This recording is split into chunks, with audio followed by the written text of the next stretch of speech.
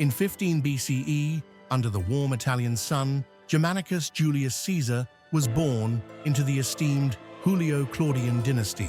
Son of Nero, Claudius Drusus, and Antonia Minor, he was destined for greatness from his first breath. Whispers throughout Rome spoke of his potential, as his lineage connected him directly to Emperor Augustus. As a youth, Germanicus excelled in both military and political training. The crisp mornings found him sparring in the training grounds, his determination evident with each strike. His charisma and skill endeared him to the legions and the Roman people alike. Uniting two powerful families, Germanicus married Agrippina the Elder, granddaughter of Augustus. Their wedding was a grand affair, with the scent of blooming roses filling the evening air. Together, they became Rome's golden couple, embodying hope for the empire's future. Under Emperor Tiberius, Germanicus was appointed to key military positions. The weight of responsibility pressed upon him, but his resolve never wavered. Soldiers under his command felt inspired by his leadership, trusting him implicitly.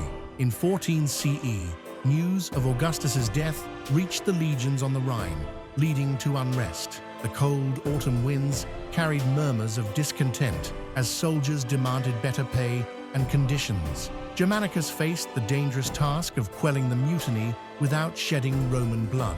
Standing before the disgruntled soldiers, Germanicus spoke with passion and authority.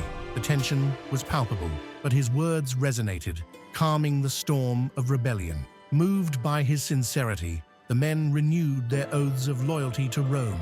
Eager to restore Roman honor after the Varus disaster, Germanicus led his legions across the Rhine. The dense forests of Germania loomed ahead, shrouded in mist and mystery. Soldiers marched with purpose, determined to avenge their fallen comrades. Navigating treacherous terrain, Germanicus sought the site where Varus's legions were ambushed. The air was heavy with the scent of damp earth as they discovered the scattered bones of their predecessors. A solemn silence fell over the troops as they gave proper burials. Their resolve to defeat Arminius strengthened. Germanicus engaged in fierce battles against Arminius, the chieftain who had once been an ally of Rome. The clash of swords and cries of warriors echoed through the ancient woods. Despite the challenging environment, Roman discipline and Germanicus's tactics secured crucial victories. Returning from a successful campaign, Germanicus's fleet was caught in a violent storm. Waves crashed over decks, and howling winds threatened to tear the ships apart. Soldiers clung to hope as Germanicus prayed to the gods for deliverance. After the tempest subsided, Germanicus worked tirelessly to regroup his scattered forces. The beaches were strewn with wreckage, but his presence rekindled hope among the men. His resilience inspired the soldiers to rebuild and continue their mission. Upon his return, Germanicus was granted a triumph, a rare honor celebrating his military successes. The streets overflowed with cheering crowds, petals raining down like confetti. The people celebrated their hero, seeing in him the promise of a glorious future. In 18 CE, Tiberius assigned Germanicus to oversee the eastern provinces, a position of significant responsibility. The journey across the Mediterranean was calm, but political undercurrents ran deep.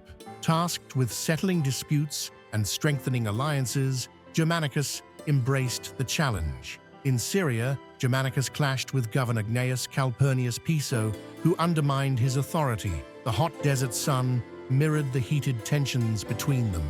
Soldiers sensed the discord, uncertain whom to follow. Suddenly, Germanicus fell gravely ill in Antioch. Fever racked his body, and whispers of poisoning spread through the ranks. The once vibrant leader lay weakened, the shadows in his chamber lengthening with each passing day. Surrounded by his family and closest allies, Germanicus faced his fate with courage. The cool night air offered little comfort as he bid farewell to Agrippina and their children.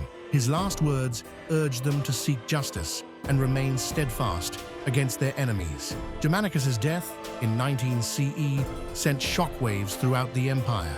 The people mourned deeply, black garments and veils seen throughout Rome. His soldiers, grief-stricken, felt the loss of not just a commander, but a leader who genuinely cared for them. Agrippina the Elder returned to Rome determined to expose the truth behind her husband's death. Clutching their children close, she confronted Tiberius with unwavering resolve. The political atmosphere grew tense as accusations against Piso intensified. Piso was recalled to Rome to stand trial for Germanicus's alleged murder. The courtroom buzzed with anticipation, the scales of justice appearing finely balanced. Before a verdict could be reached, Piso was found dead, an apparent suicide, leaving many questions unanswered. Germanicus was remembered as a paragon of Roman virtue and leadership.